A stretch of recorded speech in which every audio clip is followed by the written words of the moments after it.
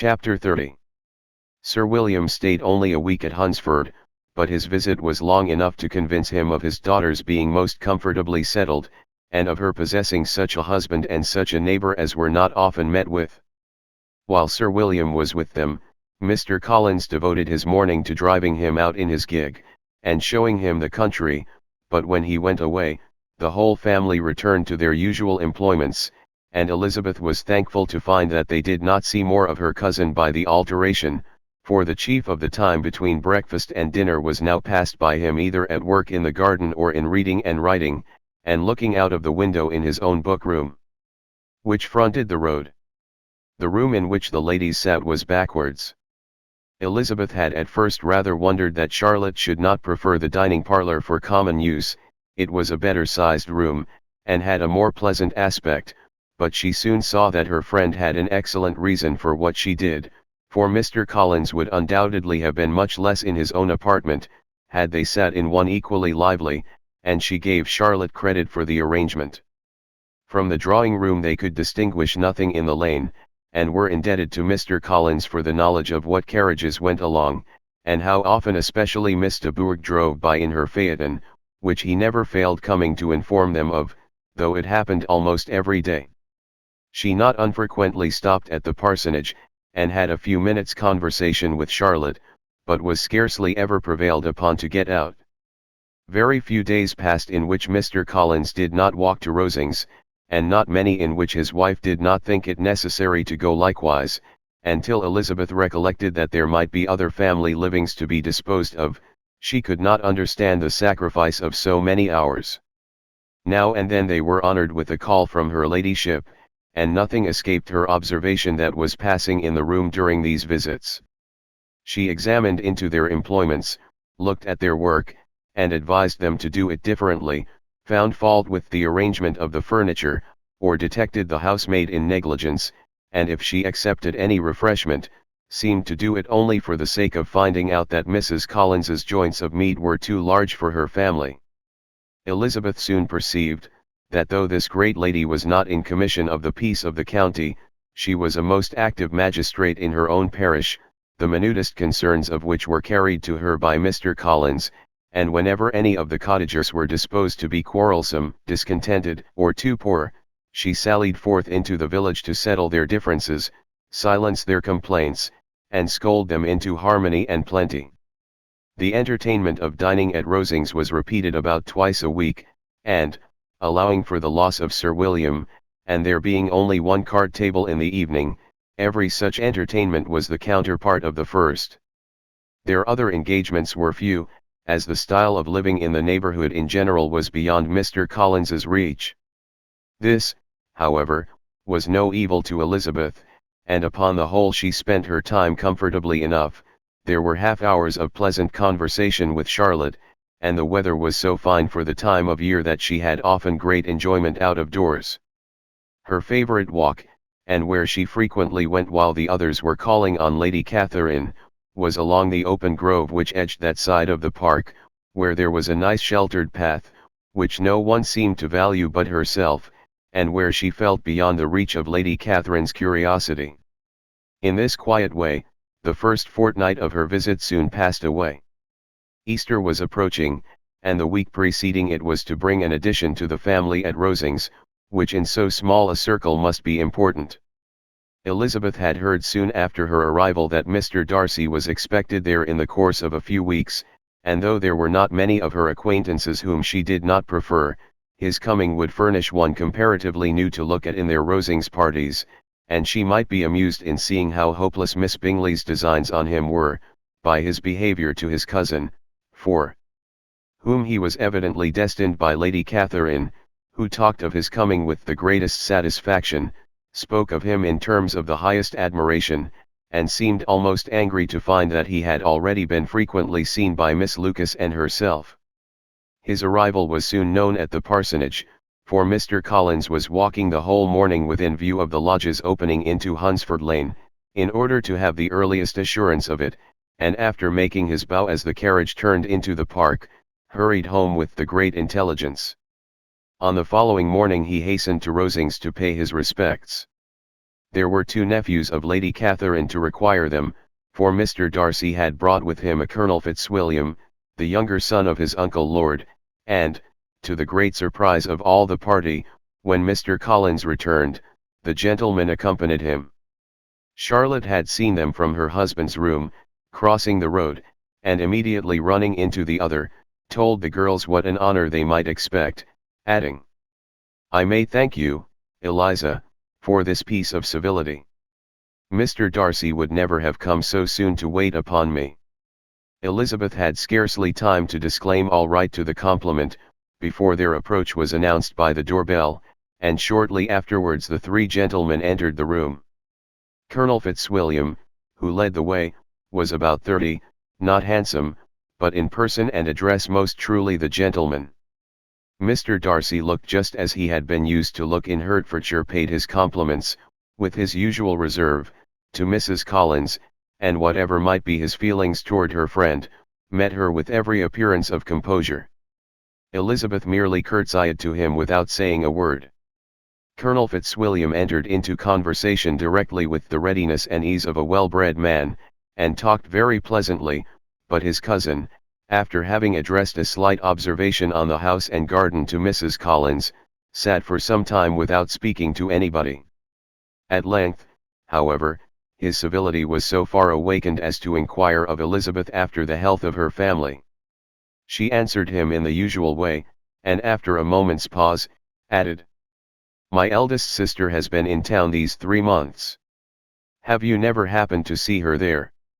She was perfectly sensible that he never had, but she wished to see whether he would betray any consciousness of what had passed between the Bingleys and Jane, and she thought he looked a little confused as he answered that he had never been so fortunate as to meet Miss Bennet. The subject was pursued no farther, and the gentlemen soon afterwards went away. Chapter 31. Colonel Fitzwilliam's manners were very much admired at the parsonage, and the ladies all felt that he must add considerably to the pleasures of their engagements at Rosings. It was some days, however, before they received any invitation thither, for while there were visitors in the house, they could not be necessary, and it was not till Easter Day, almost a week after the gentleman's arrival, that they were honored by such an attention, and then they were merely asked on leaving church to come there in the evening. For the last week they had seen very little of Lady Catherine or her daughter. Colonel Fitzwilliam had called at the parsonage more than once during the time, but Mr. Darcy they had seen only at church. The invitation was accepted of course, and at a proper hour they joined the party in Lady Catherine's drawing room. Her ladyship received them civilly, but it was plain that their company was by no means so acceptable as when she could get nobody else, and she was, in fact, almost engrossed by her nephews, speaking to them, especially to Darcy, much more than to any other person in the room. Colonel Fitzwilliam seemed really glad to see them, anything was a welcome relief to him at Rosings, and Mrs. Collins's pretty friend had moreover caught his fancy very much. He now seated himself by her, and talked so agreeably of Kent and Hertfordshire, of travelling and staying at home, of new books and music, that Elizabeth had never been half so well entertained in that room before, and they conversed with so much spirit and flow, as to draw the attention of Lady Catherine herself, as well as of Mr. Darcy.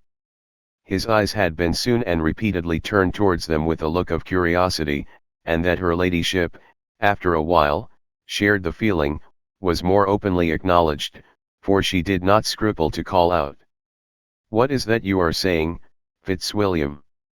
What is it you are talking of? What are you telling Miss Bennet? Let me hear what it is." "We are speaking of music, madam," said he, when no longer able to avoid a reply. "Of music? Then pray speak aloud. It is of all subjects my delight. I must have my share in the conversation if you are speaking of music. There are few people in England, I suppose, who have more true enjoyment of music than myself, or a better natural taste. If I had ever learnt, I should have been a great proficient. And so would Anne, if her health had allowed her to apply. I am confident that she would have performed delightfully. How does Georgiana get on, Darcy?" Mr. Darcy spoke with affectionate praise of his sister's proficiency. "I am very glad to hear such a good account of her," said Lady Catherine, "and pray tell her from me, that she cannot expect to excel if she does not practice a good deal." "I assure you, madam," he replied, "that she does not need such advice. She practices very constantly. So much the better.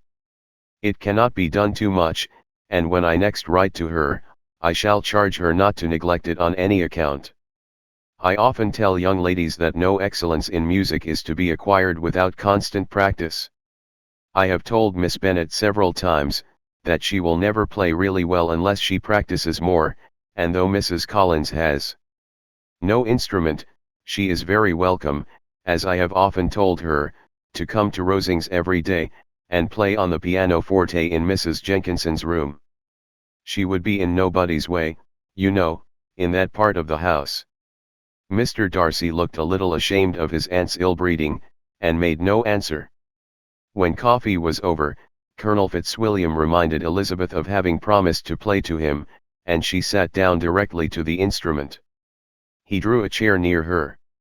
Lady Catherine listened to half a song, and then talked, as before, to her other nephew, till the latter walked away from her, and making with his usual deliberation towards the pianoforte stationed himself so as to command a full view of the fair performer's countenance.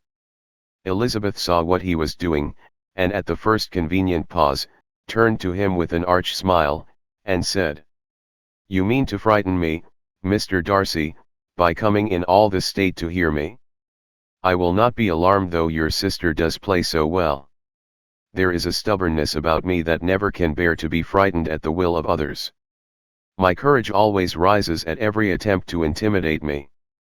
"I shall not say you are mistaken," he replied, "because you could not really believe me to entertain any design of alarming you, and I have had the pleasure of your acquaintance long enough to know that you find great enjoyment in occasionally professing opinions which in fact are not your own." Elizabeth laughed heartily at this picture of herself, and said to Colonel Fitzwilliam, "Your cousin will give you a very pretty notion of me, and teach you not to believe a word I say. I am particularly unlucky in meeting with a person so able to expose my real character, in a part of the world where I had hoped to pass myself off with some degree of credit. Indeed, Mr. Darcy, it is very ungenerous in you to mention all that you knew to my disadvantage in Hertfordshire and, give me leave to say, very impolitic too, for it is provoking me to retaliate, and such things may come out as will shock your relations to hear." "I am not afraid of you," said he, smilingly. "Pray let me hear what you have to accuse him of," cried Colonel Fitzwilliam. "I should like to know how he behaves among strangers." "You shall hear then, but prepare yourself for something very dreadful. The first time of my ever seeing him in Hertfordshire, you must know, was at a ball, and at this ball, what do you think he did? He danced only 4 dances, though gentlemen were scarce, and, to my certain knowledge, more than one young lady was sitting down in want of a partner. Mr. Darcy, you cannot deny the fact. I had not at that time the honor of knowing any lady in the assembly beyond my own party. True, and nobody can ever be introduced in a ballroom. Well, Colonel Fitzwilliam, what do I play next? My fingers wait your orders." "Perhaps," said Darcy, "I should have judged better, had I sought an introduction, but I am ill qualified to recommend myself to strangers." "Shall we ask your cousin the reason of this?" said Elizabeth, still addressing Colonel Fitzwilliam. "Shall we ask him why a man of sense and education, and who has lived in the world, is ill qualified to recommend himself to strangers?" "I can answer your question," said Fitzwilliam, without applying to him. "It is because he will not give himself the trouble." "I certainly have not the talent which some people possess," said Darcy, "of conversing easily with those I have never seen before. I cannot catch their tone of conversation, or appear interested in their concerns, as I often see done." "My fingers," said Elizabeth, "do not move over this instrument in the masterly manner which I see so many women's do. They have not the same force or rapidity, and do not produce the same expression. but then I have always supposed it to be my own fault because I will not take the trouble of practicing. It is not that I do not believe my fingers as capable as any other woman's of superior execution." Darcy smiled and said, "You are perfectly right. You have employed your time much better. No one admitted to the privilege of hearing you can think anything wanting. We neither of us perform to strangers." Here they were interrupted by Lady Catherine, who called out to know what they were talking of. Elizabeth immediately began playing again. Lady Catherine approached, and, after listening for a few minutes, said to Darcy, "Miss Bennet would not play at all amiss if she practiced more, and could have the advantage of a London master. She has a very good notion of fingering, though her taste is not equal to Anne's. And would have been a delightful performer, had her health allowed her to learn." Elizabeth looked at Darcy to see how cordially he assented to his cousin's praise, but neither at that moment nor at any other could she discern any symptom of love, and from the whole of his behaviour to Miss de Bourgh she derived this comfort for Miss Bingley, that he might have been just as likely to marry her, had she been his relation. Lady Catherine continued her remarks on Elizabeth's performance, mixing with them many instructions on execution and taste. Elizabeth received them with all the forbearance of civility, and, at the request of the gentleman, remained at the instrument till her ladyship's carriage was ready to take them all home. Chapter 32. Elizabeth was sitting by herself the next morning, and writing to Jane while Mrs. Collins and Maria were gone on business into the village, when she was startled by a ring at the door, the certain signal of a visitor. As she had heard no carriage, she thought it not unlikely to be Lady Catherine, and under that apprehension was putting away her half-finished letter that she might escape all impertinent questions, when the door opened, and, to her very great surprise, Mr. Darcy, and Mr. Darcy only, entered the room. He seemed astonished too on finding her alone, and apologized for his intrusion by letting her know that he had understood all the ladies were to be within. They then sat down, and when her inquiries after Rosings were made, seemed in danger of sinking into total silence. It was absolutely necessary, therefore, to think of something, and in this emergence recollecting when she had seen him last in Hertfordshire, and feeling curious to know what he would say on the subject of their hasty departure, she observed, "How very suddenly you all quitted Netherfield last November, Mr. Darcy.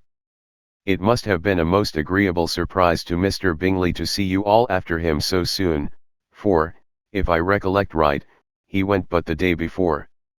He and his sisters were well, I hope, when you left London?" "Perfectly so, I thank you."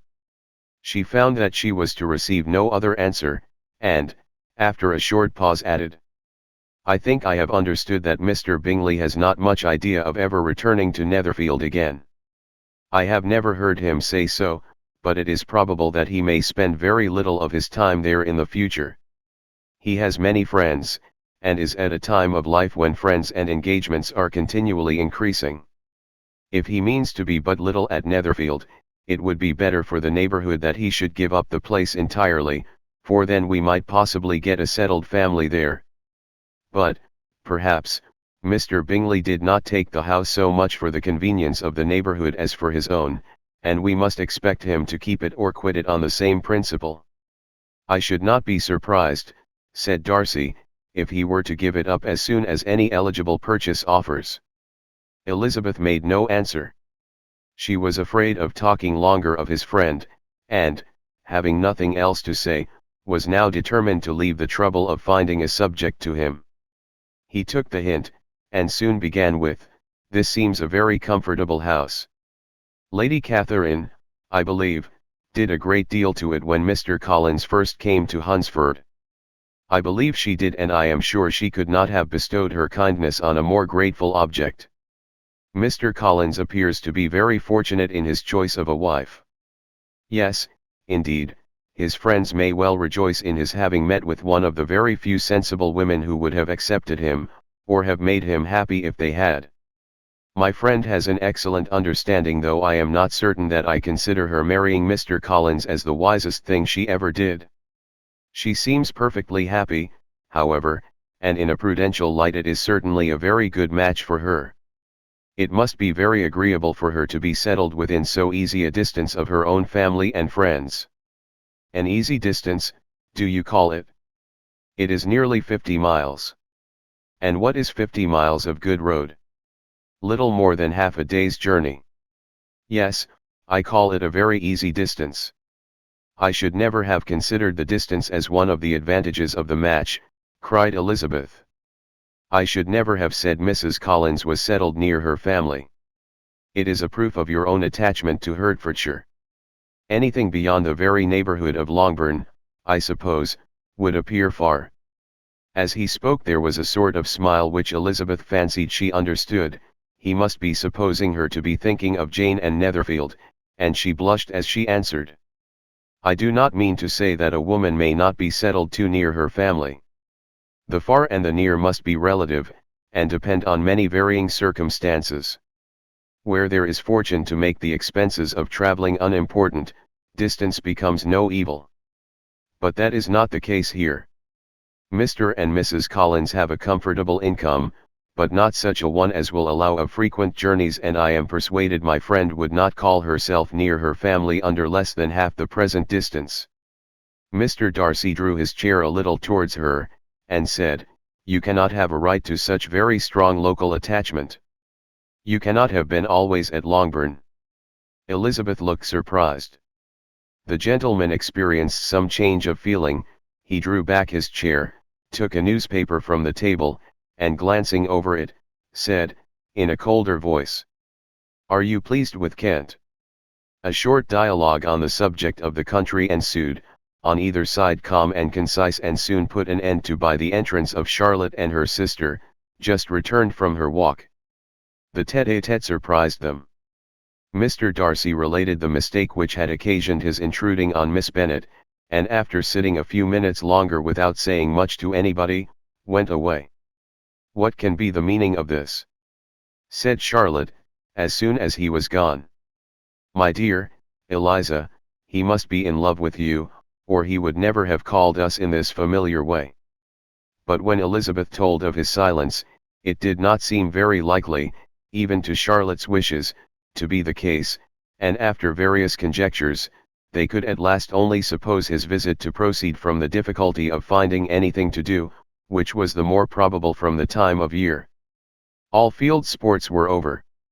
Within doors there was Lady Catherine, books, and a billiard table, but gentlemen cannot always be within doors, and in the nearness of the parsonage, or the pleasantness of the walk to it, or of the people who lived in it, the two cousins found a temptation from this period of walking thither almost every day. They called at various times of the morning, sometimes separately, sometimes together, and now and then accompanied by their aunt.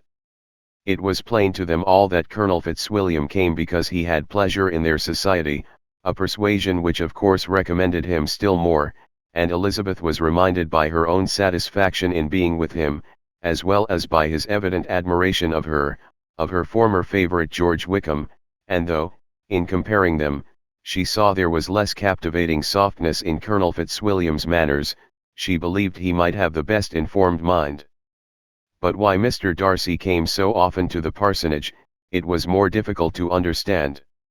It could not be for society, as he frequently sat there 10 minutes together without opening his lips, and when he did speak, it seemed the effect of necessity rather than of choice, a sacrifice to propriety, not a pleasure to himself. He seldom appeared really animated. Mrs. Collins knew not what to make of him. Colonel Fitzwilliams, occasionally laughing at his stupidity, proved that he was generally different, which her own knowledge of him could not have told her, and as she would like to have believed this changed the effect of love, and the object of that love her friend Eliza, she set herself seriously to work to find it out. She watched him whenever they were at Rosings, and whenever he came to Hunsford, but without much success. He certainly looked at her friend a great deal, but the expression of that look was disputable. It was an earnest, steadfast gaze, but she often doubted whether there were much admiration in it, and sometimes it seemed nothing but absence of mind. She had once or twice suggested to Elizabeth the possibility of his being partial to her, but Elizabeth always laughed at the idea, and Mrs. Collins did not think it right to press the subject, from the danger of raising expectations which might only end in disappointment, for in her opinion it admitted not of a doubt, that all her friend's dislike would vanish, if she could suppose him to be in her power. In her kind schemes for Elizabeth, she sometimes planned her marrying Colonel Fitzwilliam. He was beyond comparison the most pleasant man, he certainly admired her, and his situation in life was most eligible, but, to counterbalance these advantages, Mr. Darcy had considerable patronage in the church, and his cousin could have none at all.